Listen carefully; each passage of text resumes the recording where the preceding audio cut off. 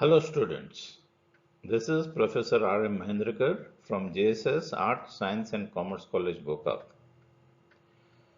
Today in this presentation, we'll be studying about the energy flow in the ecosystem, food chain and food web. Energy can be defined as the capacity to do work. As you know, energy exists in two forms, that is, potential energy and kinetic energy. Potential energy is the energy at rest, that is, it is a stored energy, capable of performing work. Kinetic energy is the energy of motion. It is the result in work performance at the expense of the potential energy. Conversion of potential energy into kinetic energy involves the imparting of motion. The source of energy required by all living organisms is the chemical energy of their food, that is in the form of ATP molecules.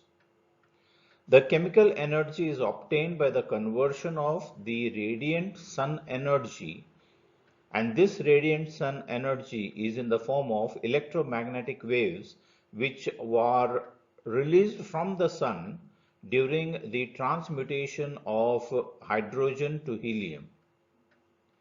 The chemical energy stored in the food of living organism is converted into potential energy by the arrangement of the constituent atoms of food in a particular manner.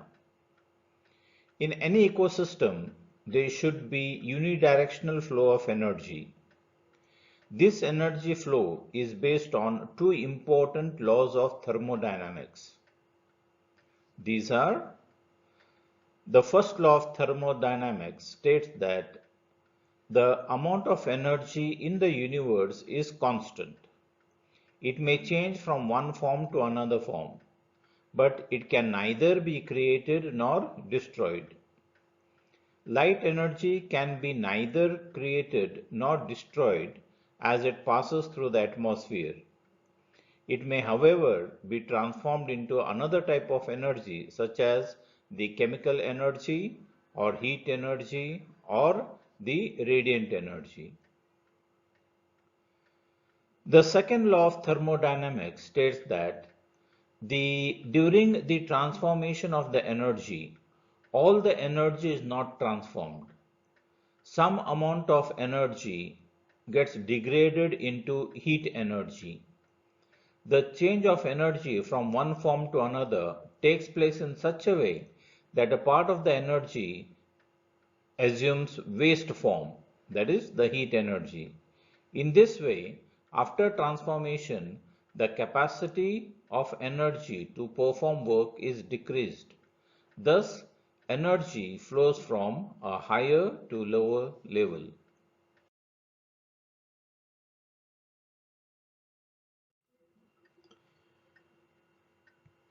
Now let us study the energy flow in ecosystem. Sun is the main source of energy. Approximately 57% of sun's energy is absorbed in the atmosphere and the remaining is scattered in the space. Some 35% is spent to heat water and land and to evaporate water. Of the approximately 8% of light energy striking the plant surface, only 2% of it is used by the plants in the process of photosynthesis to synthesize the energy, and the rest is transformed into heat energy. Living organisms can use energy in several forms: radiant energy and fixed energy. Radiant energy is in the form of electromagnetic waves such as the light energy, and the fixed energy is the potential chemical energy bound in the various organic substances which can be broken down in order to release their energy content. When this solar energy falls on the plant surface, the plant converts the radiant solar energy into the biological energy, that is ATP molecules, through a process called as photosynthesis. Now all this energy that is transformed, some of it is lost through respiration, some are stored in the organic molecules, and the remaining remains stored in the plant body. When herbivores eat the plants, this stored energy of the plant is transferred into the herbivores, and in the herbivores this energy is then converted into the kinetic energy, and during this conversion there is degradation of energy which is lost through form of heat. Then whatever the energy that the herbivores have obtained through the plant is transferred to the carnivores when carnivores feed on the herbivores. Thus, the energy is flowing from plants to the herbivores and from the herbivores to the carnivores.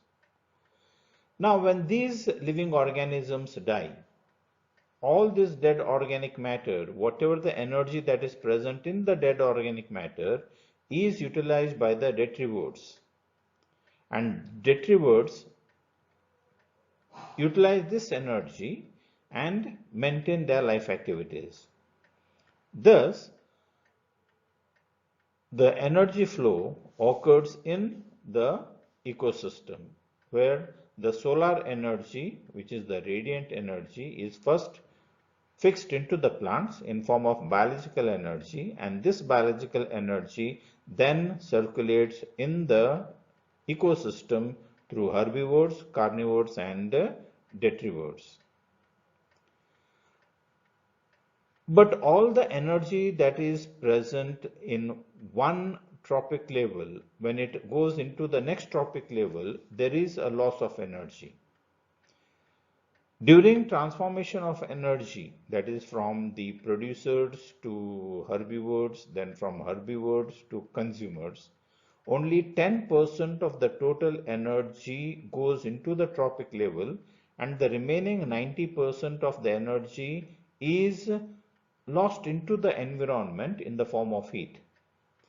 This rule of energy transformation is known as the 10% law, and it was proposed by Lindemann in the year 1942.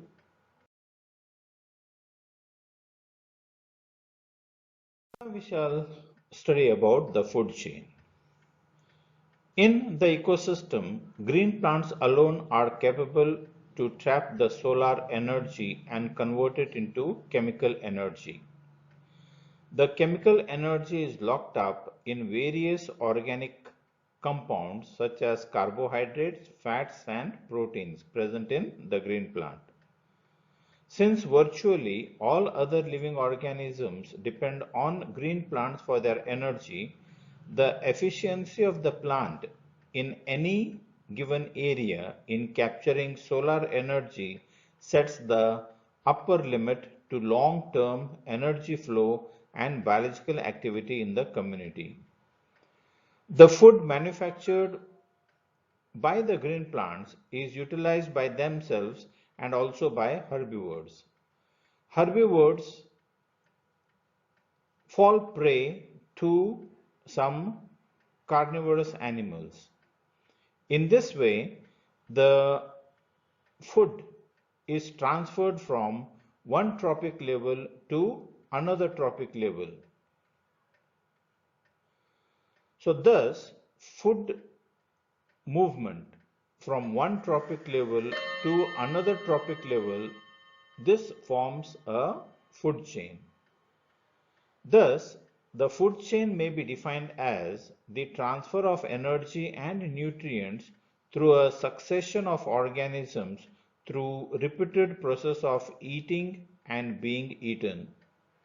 Thus, in any food chain, the initial link is the green plants or producers, which produce chemical energy available to the consumers. For example, maize corn is consumed by the locust. Locust is consumed by the lizard. lizard is consumed by a snake. So here the maize is a producer, locust is the primary consumer, lizard is the secondary consumer, and the snake is the top consumer. Such a food chain in an ecosystem is called simple food chain. But simple food chain does not occur in nature.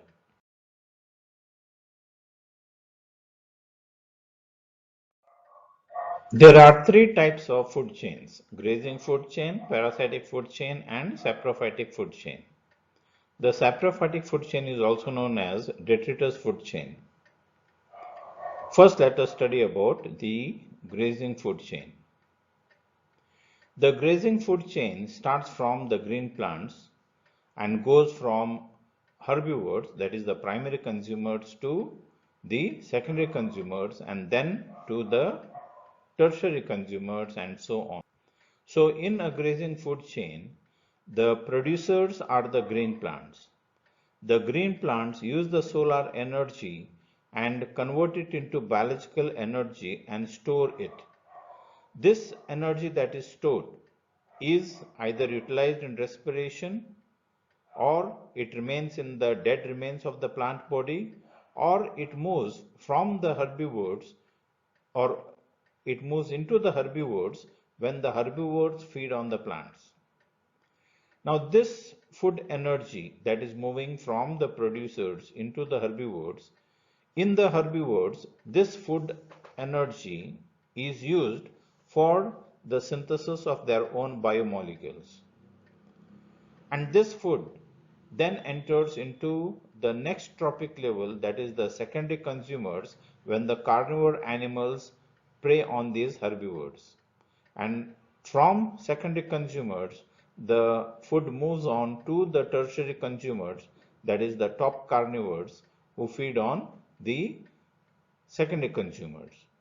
So thus, in such a type of food chain where the producers are the green plants, and from the green plant the food is flowing to the herbivores, from herbivores to the carnivores of the first order, and from the carnivores of first order to the top carnivore, such a food chain we call it as the grazing food chain. Grazing food chain is very common in nature.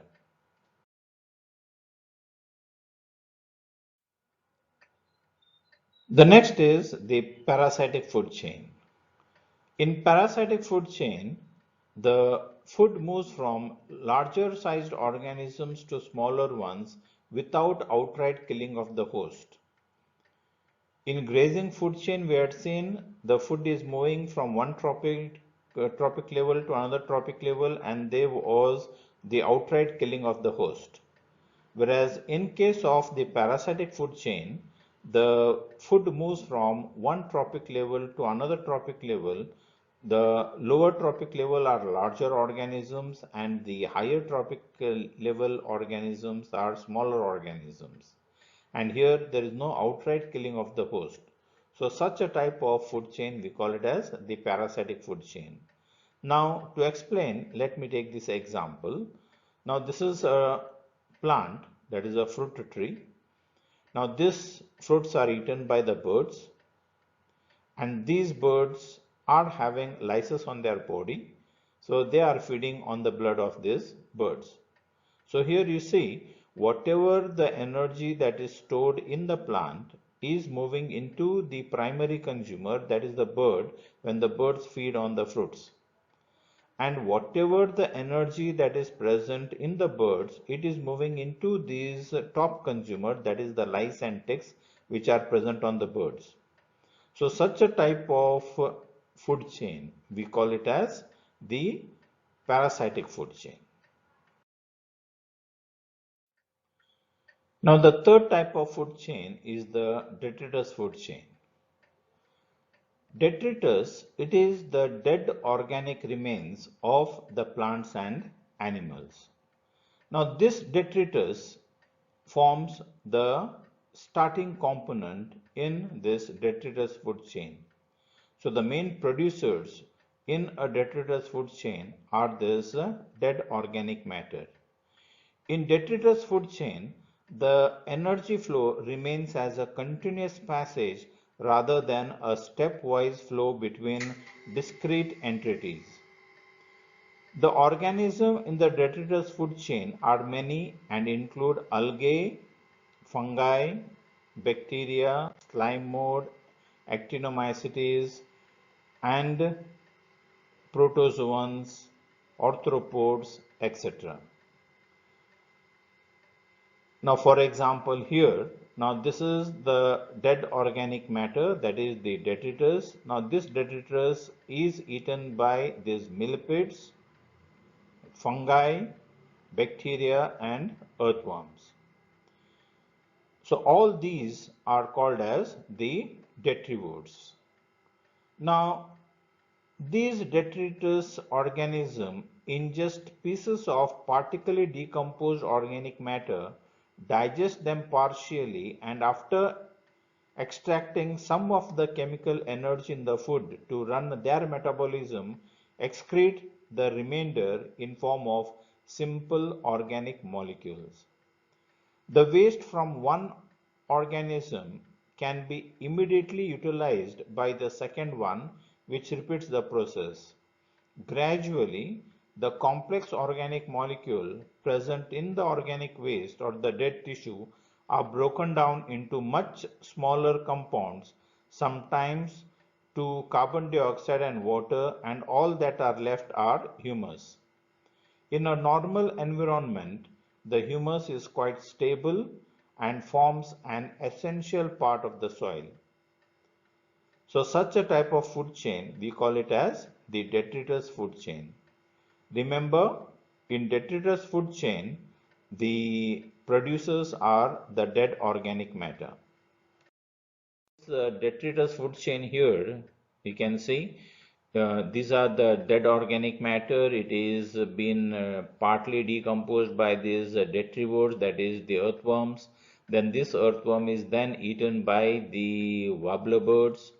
Then from the warbler birds, they are eaten by the top carnivore, that is the eagle. So here also the energy is flowing, the food is flowing from one level to another level. So even this also can be given as an example for the detritus food chain. Now we shall see the food web. In nature, a simple food chain does not exist. Many food chains exist in an ecosystem, but as a matter of fact, these food chains are not independent.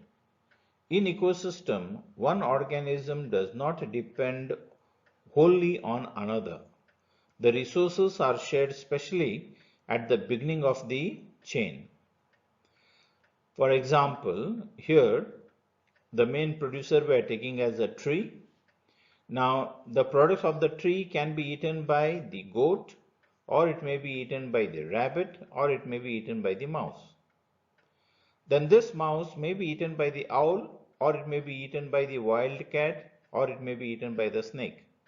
The goat also may be eaten by the jackal, or it may be eaten by the lion or tiger. So thus, you'll see here the flow of food is not in a straight line. It is in form of a web. So here, such a type of food chain where many food chains are interconnected. So such a type of food chains, we call it as a food web. A complete or interrelated food chains make up a food web. Food web maintains the stability of the ecosystem. The greater the number of alternative pathways, the more stable is the community of the living things. That is why in a well-developed and stabilized ecosystem, always a food web exists, whereas a simple food chain is not seen usually in any ecosystem.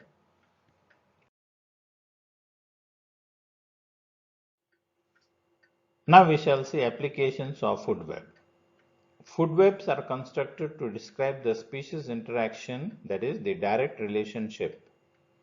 The fundamental purpose of food web is to describe the feeding relationship among the species in a community.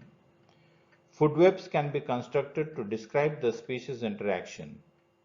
All species in a food web can be distinguished into the basal species, that is the autotrophs, the intermediate species, that is the herbivores and the primary consumers, and the top level by the top consumers.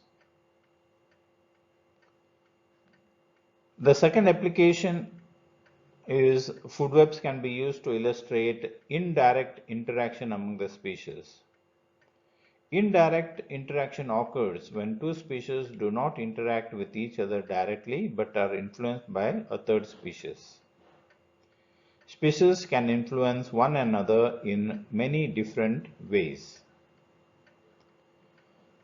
The third application is food webs can be used to study bottom-up or top-down control of community structure.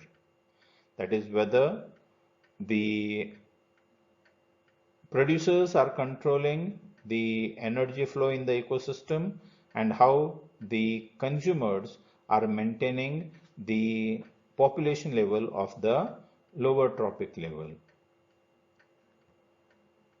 Food webs can be used to reveal different patterns of energy transfer in different ecosystems.